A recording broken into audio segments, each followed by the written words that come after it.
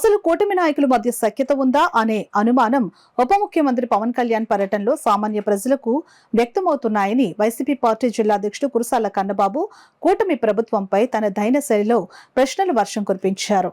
Kakinada Ramanayyapeta వైద్యనగర్లో rural మాజీ MLA Kurasala Kannababu నివాసంలో media సమావేశం నిర్వహించారు. ఉన్న ఒక్క పోర్టుని రాష్ట్ర ప్రభుత్వం సక్రమంగా నిర్వహించలేకపోతుందా? ఇదో పెద్ద ప్రశ్న. ఇది ఉన్న ఒక్క పోర్టుని నిర్వహించలేకపోవడం ఏంటి? అక్కడ అక్రమాలు జరగకుండా ఆపలేకపోవడం ఏంటి? పవన్ కళ్యాణ్ గారు చాలా పెద్ద ప్రశ్న ఒకటి లేవనెత్తారు. అసలు ఈ దేశ భద్రతకే కాకినాడ ఓడరేవు నుంచి ముప్పు వెళ్తుందేమో అని ఆందోళన ఉంది నాకు అని చెప్పాడు. ఆర్డిఎక్స్ వస్తుందేమో, కసబ్ వస్తాడేమో, కసబ్ లాంటి ఉగ్రవాదులు వస్తారేమో అని. అసలు ఇది సాధ్యమా? వస్తే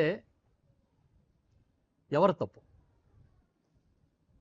ఉగ్రవాదులు లాంటి వాళ్ళు కానీ, లేకపోతే ఆర్డిఎక్స్ లాంటి పేలుడు పదార్థాలు కానీ ఇక్కడికి వస్తే ఎవరిది తప్పు? రాష్ట్ర ప్రభుత్వం ఆధీనంలో నడుస్తున్న పోర్ట్లో నిజంగా అలాంటి కార్యకలాపాలని అడ్డుకోలేకపోతే ఎవరు తప్పు? రాష్ట్ర ప్రభుత్వందే కదా. అయితే మరొక విషయం ఏంటంటే 2014 నుంచి భారతీయ జనతా పార్టీ ఆధీనంలోనే కేంద్ర ప్రభుత్వం నడుస్తుంది. దేశ భద్రతకు సంబంధించిన అన్ని అంశాలు కూడా కేంద్ర ప్రభుత్వమే చూస్తుంది. అది కాకుండా ఇక్కడ పోర్టులు ఉన్నాయనే ఉద్దేశంతో ఈ తీర ప్రాంతాల్లో గస్తీ కోసం కోస్ట్ గార్డ్ ఉంది. కోస్ట్ గార్డ్ కూడా పనిచేస్తుంది. అయినా సరే పోర్టు భద్రతకి ముప్పు ఉంది, లేదా పోర్టు ద్వారా కాకినాడకి ముప్పు ఉందని సాక్షాత్తు ఒక డిప్యూటీ చీఫ్ మినిస్టర్ ఆందోళన వ్యక్తం చేయడాన్ని తక్కువగా చూడకూడదు మనం.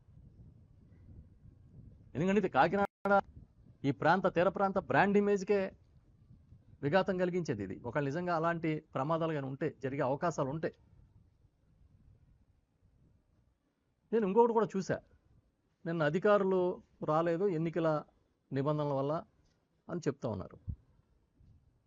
నేనేం చెప్తా ఉన్నానంటే, ఓకే, కలెక్టర్ గారు ఇచ్చిన నివేదిక ఏంటి? ఆయన షిప్లోకి వెళ్ళి పనామా ఏదో చెప్తున్నారు, L1 ఏదో షిప్, అది స్టెల్లా L1 అని షిప్లోకి వెళ్ళి ఆయన స్వయంగా చూస్తున్న ఫోటోలు చూసాం, వీడియోలు చూసాం, మీడియాలో అంతా వచ్చినాయి. మరి ఆయన వెళ్ళగా డిప్యూటీ సీఎంని ఎలాగ ఆపారు? ఇవన్నీ ఈ ప్రభుత్వంలో ఏం జరుగుతుంది?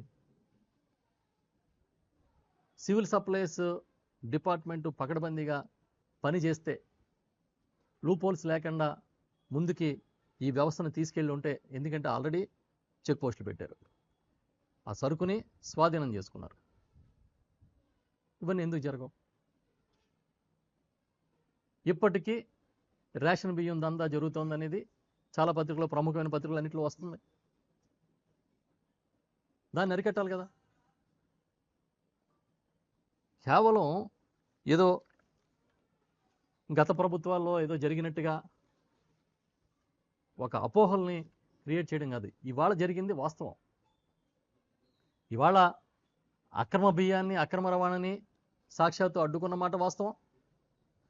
ఈరోజు అక్కడ చెక్ పోస్టులు లాంటివి పెట్టి వ్యవస్థల్ని ఇది చాలా స్ట్రెంగ్తన్ చేసామనే మాట వాస్తవం. అయినా సరే ఇప్పుడు ఇది కొత్త బియ్యం రాలే, ప్రభుత్వం దగ్గర ఉన్న బియ్యాన్ని మళ్ళీ షిప్కి ఇచ్చారు. ఇది అందులో మనం అర్థం చేసుకోవాల్సింది.